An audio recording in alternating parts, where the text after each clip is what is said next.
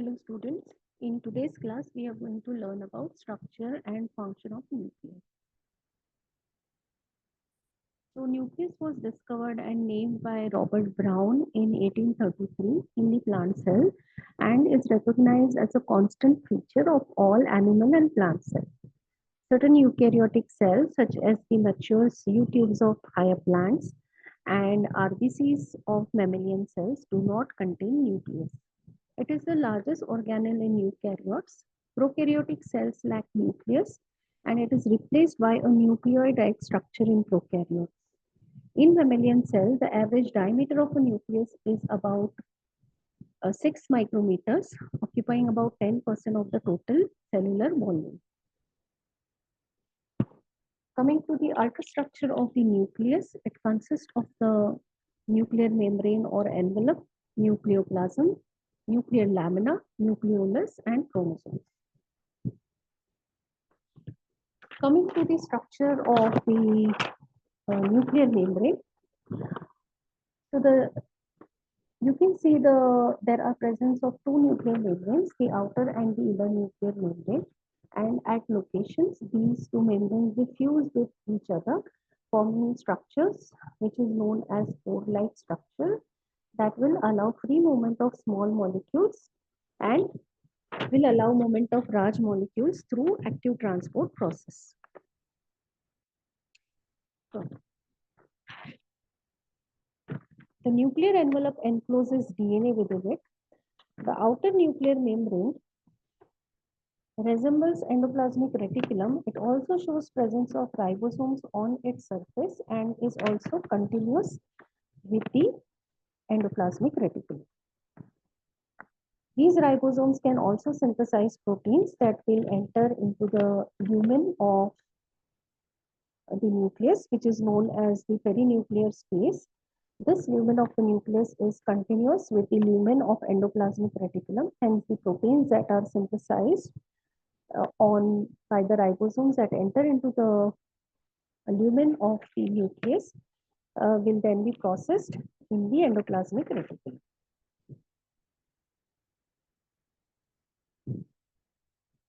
These points are also written for your reference in the slides, the first and the second slide.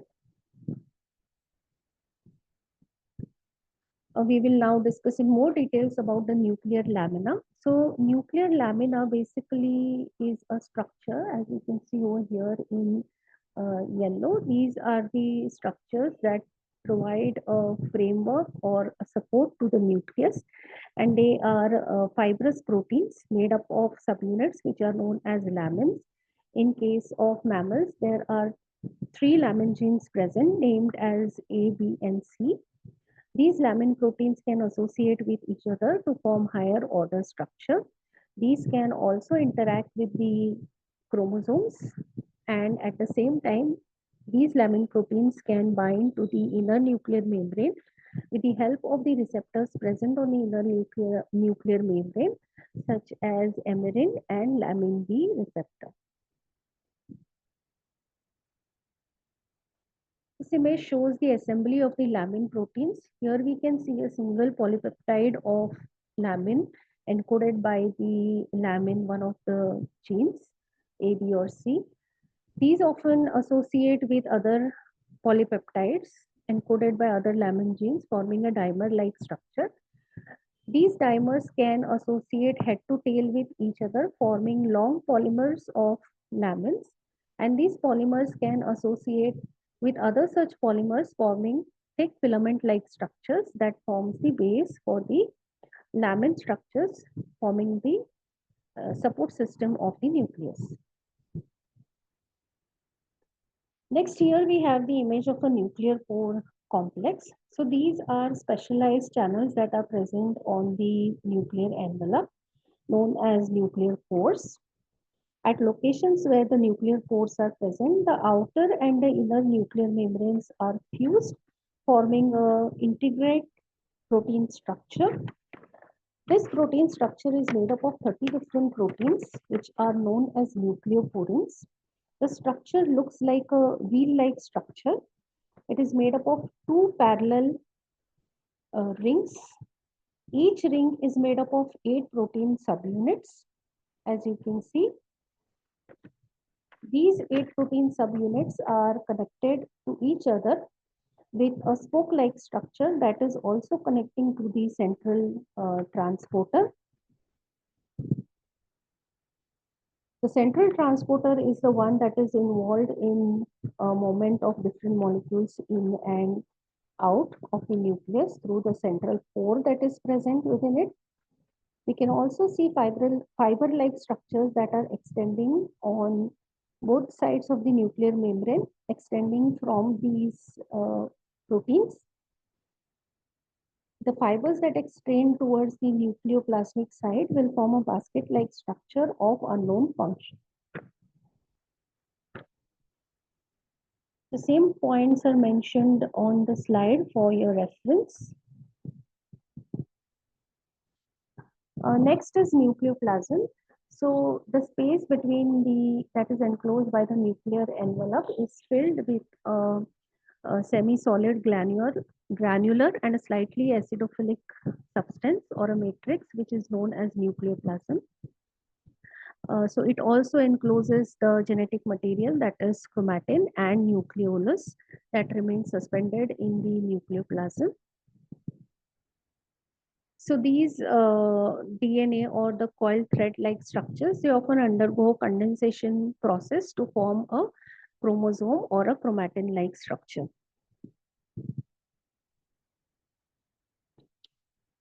So during chromatin formation or condensation of a DNA, histone proteins play an important role. So these histone proteins, they basically are containing positively charged amino acids such as lysine within their structure, and because of the presence of the positively charged amino acid, it is able to interact with the negatively charged DNA. The DNA is negatively charged because of the presence of the phosphate group, and hence the interaction between the opposite charges allows for condensation of the DNA by formation of the nucleosome-like structure. So each nucleosome is consisting of a central core of histones. This central core of histones is an octamer made up of 2 subunits each of histone proteins 2A, 2B, 3, and 4. So the DNA wraps or encircles the histone core about twice. Then there is another histone protein which is known as histone 1, which interacts with the DNA as it enters and it exits the nucleosome complex. The rest of the DNA that is present in between one histone subunit and another histone subunit is known as the linker DNA. So the nucleosome structures have a diameter of about 110 angstroms and a length of about 55 angstroms. So this slide represents the different forms of DNA when it undergoes the condensation reaction. Here you can see the linear double-stranded DNA molecule, which is about 2 nanometers in angstroms. And at the first level of condensation, it associates with the histone proteins to form a nucleosome-like structure, which are about 10 nanometers in diameter. Further condensation by coiling of the DNA or the nucleosome structures leads to formation of 30 nanometer fibrils, and foldings of the 30 nanometer fibrils leads to further condensation, and maximum condensation will have a diameter of about 700 nanometer, and these structures are formed at the metaphase stage of the cell cycle when the chromosomes are in a maximum condensed form. So in the chromosome form or the maximum condensed form of a DNA, when you stain your chromosome by a method which is known as a Ginsa staining method, you will be able to see band-like patterns, and some regions of the chromosomes will be lightly stained. So these lightly stained regions of the chromosomes are known as euchromatin, while the darkly stained regions of the chromosomes are known as heterochromatin. So basically, you can say that the chromosome is made up of two types of regions named as euchromatin and heterochromatin. So euchromatin regions are the lightly stained regions of the chromosome, while heterochromatin regions are the darkly stained regions of the chromosome.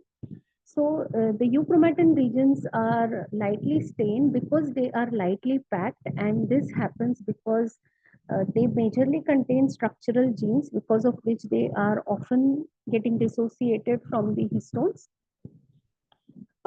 So they are in a more decondensed form compared to the heterochromatin region, which is majorly present in locations such as the centromeres or the telomeric regions, which generally do not contain any coding regions or any genes. Now coming to the function of the nucleus, so you can see that they have these nuclear pore complexes, and through which small molecules can easily diffuse in and out through passive transport mechanism or passive diffusion, while larger molecules such as proteins and RNAs, they have to be transported by active transport mechanism across the nuclear membrane through the nuclear pore complex. Now, the proteins that are responsible for all aspects of genome structure and function, like the histones which are required for the formation of chromosomes, DNA polymerase that is required for DNA replication, RNA polymerase and transcriptional factors that are required for transcription, splicing factors that is required for post-transcriptional processing of RNA. So these all proteins need to be targeted from the cytosol where they are synthesized into the nucleus where they are functional. So these proteins, they basically contain specific amino acid sequence, which is known as nuclear localization signals. And these are recognized by the nuclear transport receptors that direct these proteins through the nuclear pore complex into the nucleus.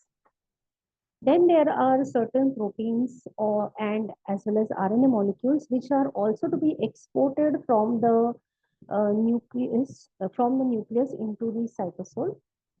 So these proteins, they contain a nuclear export signal, which is basically a sequence that is rich in hydrophobic amino acids such as leucine.